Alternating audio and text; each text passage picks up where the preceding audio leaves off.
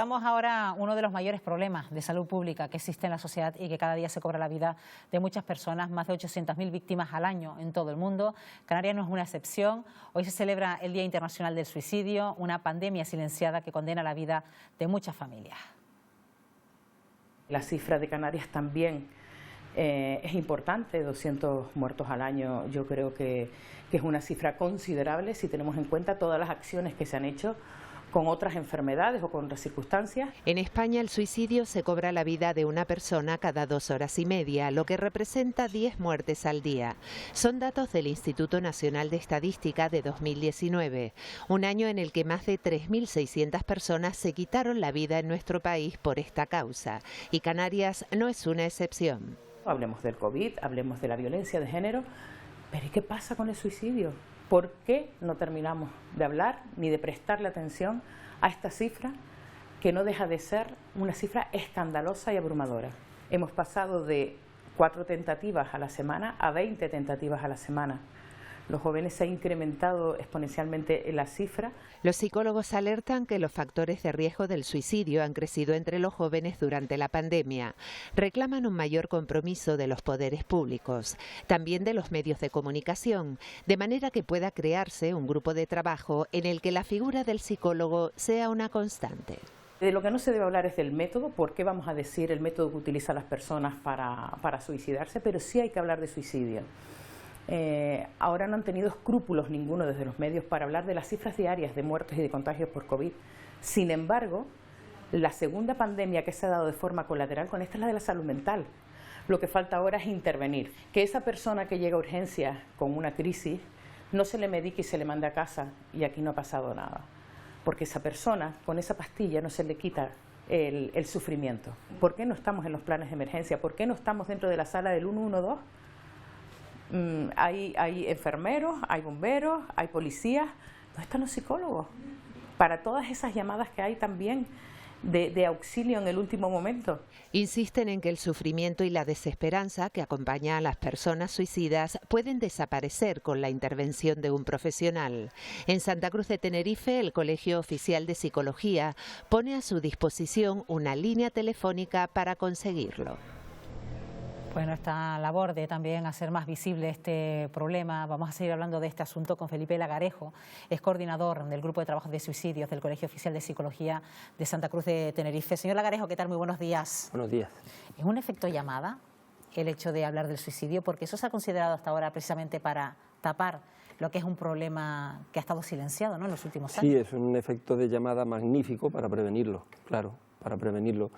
Bueno, atrás ya tiene que quedar el mito este de que por hablar del suicidio, todo lo contrario. Cuando a una persona se le permite hablar claramente de su problema, lo que estamos haciendo es aireándolo, lo que estamos haciendo es demostrándole que hay alguien ahí detrás que le comprende, con lo cual su problema deja de ser tan importante. Automáticamente el cerebro tiene otras opciones, ¿no? O sea, hay que hablar del suicidio. ¿Y la persona que aspira a ello suele hablar del suicidio, de decir que lo va a hacer?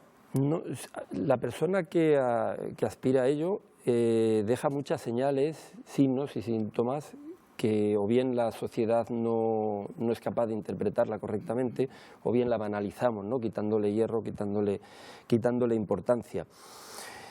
Pero esta persona, claro, se siente, si nadie la entiende, si lo que estamos haciendo es estigmatizándolo, ¿cómo va a hablar? ¿Cómo va a poder ventilar esa enfermedad cuando se le tacha por loco, por cobarde, por burradas así, ¿no? Bueno, estamos hablando incluso de cifras alarmantes que tienen que ver con nuestros jóvenes como primera causa de muerte entre personas entre 15 a 39 años, si no usted me corrige, señor Lagarejo, en nuestro país. ¿Qué le lleva a un joven a suicidarse? Esa es la pregunta que nos hacemos todos, ¿no? Bueno, en realidad, pues, las muertes por suicidio en jóvenes no son las más importantes. La franja de edad más importante es a partir de los 65 años y entre los 45 y los 65 años. Pero lo que es importante es que un solo joven, lo que es traumático es que se quite la vida, porque los jóvenes no se deberían de quitar la vida, los jóvenes deberían tener vida, todo lo contrario, ¿no? A la hora de tratar a los jóvenes se trata también igual que a cualquier otra población. Hay que generar, el suicidio es multicomponente, obedece a muchos componentes y necesita de soluciones holísticas, de soluciones generales, viables, efectivas, eficientes, no solamente ceñirnos a una edad o a un estrato social. ¿Y qué factores de riesgo se detectan en una conducta suicida? ¿Qué influye?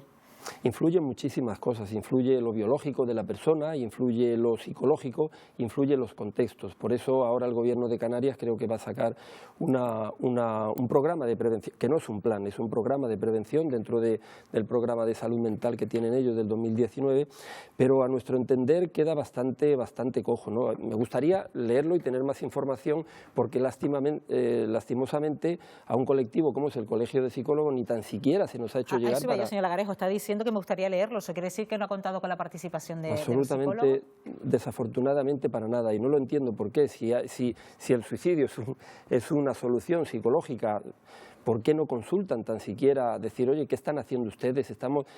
Pero no a todos. Y por otro lado, pues circunscribir solamente el suicidio a sanidad es un error que vamos a gastar una ingente cantidad de medios económicos y de personal y no vamos a llegar a nada. ¿Por qué? Porque se estima que solamente un 20% pasan por sanidad, el resto no tiene conocimiento de sanidad. Es lo que decía pues la compañera, mi colega, ¿no? En el 112 hay un bombero, hay un policía, pero no hay un psicólogo. O sea, no hay nada. Entonces, una persona que comete suicidio y que encima va a sanidad, le curan las heridas y, para que lo sepáis, la mandan a casa.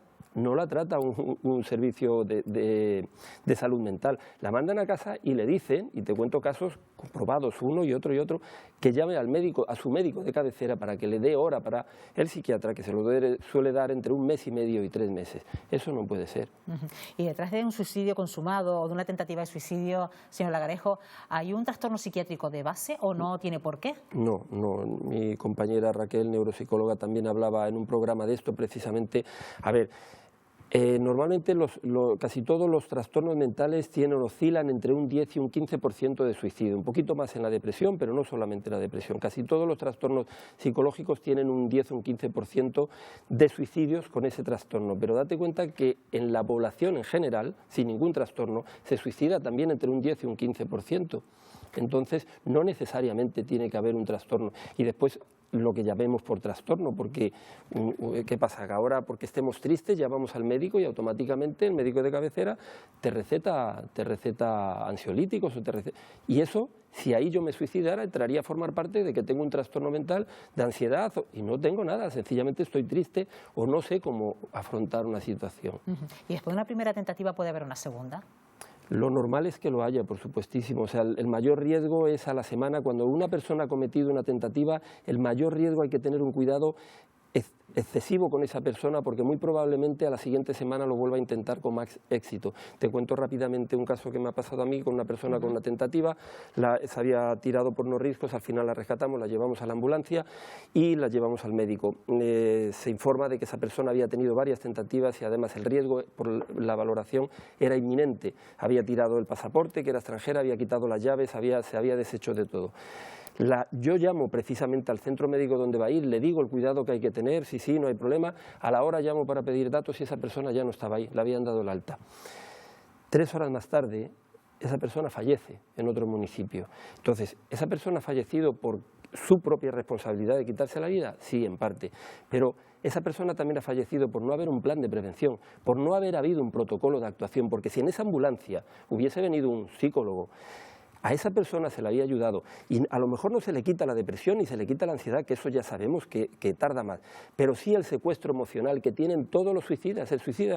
El acto suicida en sí pasa por una secuencia de pensamientos, que es pensamiento, la ideación, planificación y la acción. Cuando llega en la acción hay un secuestro emocional. Tú ya no eres consciente, es como aquel que está dando puñetazos en una pelea y te metes. Vas a recibir porque él no es consciente ni a quién da. Así está un suicida.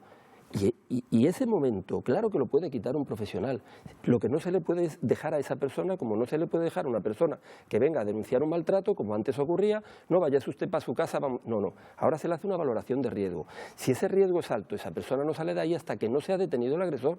Pues aquí igual, se le tiene que hacer una valoración por un profesional, cuando los haya. Y si el riesgo es alto, no se debería dejar solo a esa persona hasta no salir. Esto necesita una labor pedagógica, señor Lagarejo, importante también entre las familias, porque quizás cuando llega una primera tentativa en un joven y no consigue consumar quizás el suicidio, pues hay algunos que lo pueden interpretar como una llamada de atención. Es que está llamando la atención y no hay que pasarlo por alto, ¿no? Bueno, sí, cuidado con las llamadas de atención porque se pueden resbalar y cometerlo, ¿no? Claro. Entonces, una llamada de atención tiene que ser tratada como un suicidio, y el suicidio también en la juventud tiene que ser tratado con otros proyectos. Hay muchos proyectos en Europa para el suicidio, está el JAN, el CEILA, que intentan formar a los profesores para detectar esos signos y síntomas que dan los jóvenes para actuar y prevenir con ellos. Bueno, está claro que en este trabajo de visibilizar esta situación, este problema de salud pública que es el suicidio, pues hoy tiene también contemplado una serie de actos, entre ellos en el Parlamento de Canarias, y donde van a proyectar un vídeo que ha hecho la Escuela de Actores de Canarias, ¿no? ¿En qué consiste ese vídeo, señor Lagarejo, que lo vamos a ir viendo precisamente también en nuestra pantalla? Bueno, pues es un proyecto muy bonito, culminación de años de trabajo. En un principio, hace años, pues conseguimos que el Colegio de Psicólogos y la Escuela de Actores de Canarias, con Enzo como director y Carmen como decana del colegio, firmar un convenio de colaboración. ¿Por qué? Porque, fíjate, la interpretación y la psicología siempre han compartido un espacio común. Un actor lo único que hace es poner en un escenario un conflicto psicológico, y el psicólogo interpretar esos signos y síntomas para su sanación, ¿no? Entonces, ¿por qué no unirse y dar este resultado tan bonito, tan humano, con una calidad? Pero lo triste es que este es un vídeo con calidad humana, no hay presupuesto, no hay nadie. Lo triste es que lo tengamos que hacer nosotros, y los gobiernos, con toda la capacidad que pueden tener, no hagan nada, ¿no? Y también es dinámico porque hemos conseguido unir asociaciones. No está por un lado instituciones, está por un lado el colegio, está por otro lado la escuela, y juntos mandamos un mensaje. Espero que para el año que viene podamos juntar más colectivos, se sumen a esta llamada, a esta llamada imperiosa de atención, que tiene que ser ya un objetivo firme y claro de los gobiernos, de apostar por estas personas, porque las víctimas de suicidio no tienen por qué ser menos víctimas que las de violencia de género, ni las de tráfico, ni las de cáncer, ni las de SIDA. ¿Por qué? Bueno, pues con esa pregunta, por ese por qué nos quedamos, señor Lagarejo. En cualquier caso, sirve precisamente esto para seguir conmemorando este día 10 de septiembre de la prevención del suicidio. Gracias, buenos días. Gracias a ustedes por seguir amplificando este tema. Muchísimas gracias.